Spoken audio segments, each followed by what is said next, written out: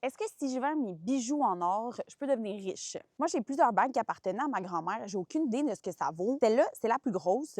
J'ai beaucoup d'espoir.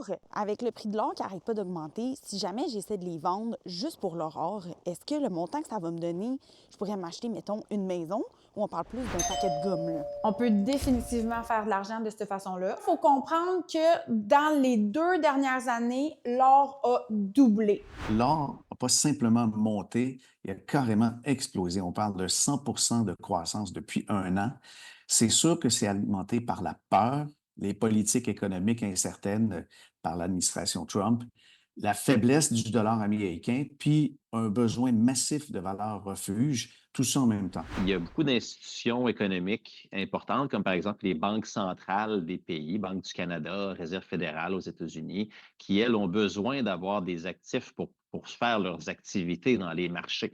Et puis, depuis 2020, on voit que les banques centrales accumulent énormément d'or, puis ils laissent aller le dollar américain, puisque les États-Unis sont perçus comme étant un partenaire peut-être un peu moins prévisible. Que l'or monte, l'or monte, l'or monte, bien là, les gens commencent à faire comme genre ah, mais là, moi, j'ai ça que j'ai pas porté depuis des années dans le fond de mon tiroir. Puis les gens restent tellement surpris. On rachète principalement pour la scrap d'or, donc pour la fonte, OK?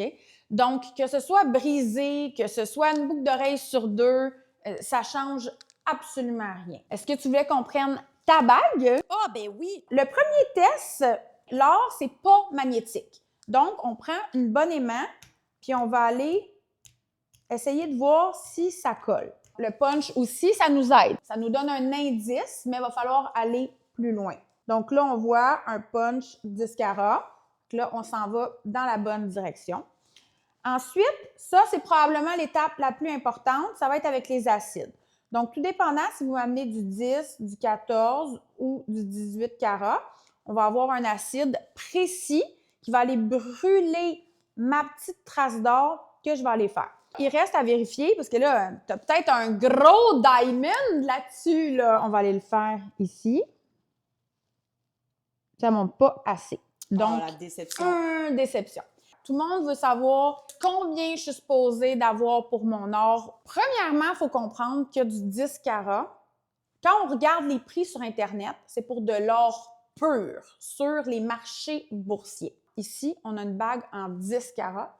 Donc, on a 41,7 % d'or à l'intérieur. Puis ensuite, il faut penser que, évidemment, chaque bijouterie, chaque raffinerie va avoir un certain pourcentage de profit. C'est là que c'est important de faire vos devoirs puis de ne pas aller n'importe où. Une bonne place pour vendre votre or devrait donner pour l'or pur un bon 75 % de la valeur que vous voyez sur Internet. On va la peser. Ça, c'est une petite balance que je fais devant les clients, mais ça, c'est très réglementé. Donc, avant de te payer pour vrai, je vais sur ma balance officielle qui est calibrée par le gouvernement. Donc, ici, on a 9,5 grammes. Tu serais à 620 $ pour cette bague-là. Hein? Oui. C'est beaucoup! Je m'achèterais pas une maison, tu sais. Ben, 600 piastres, c'est quasiment un beau petit voyage. Oui, c'est ça.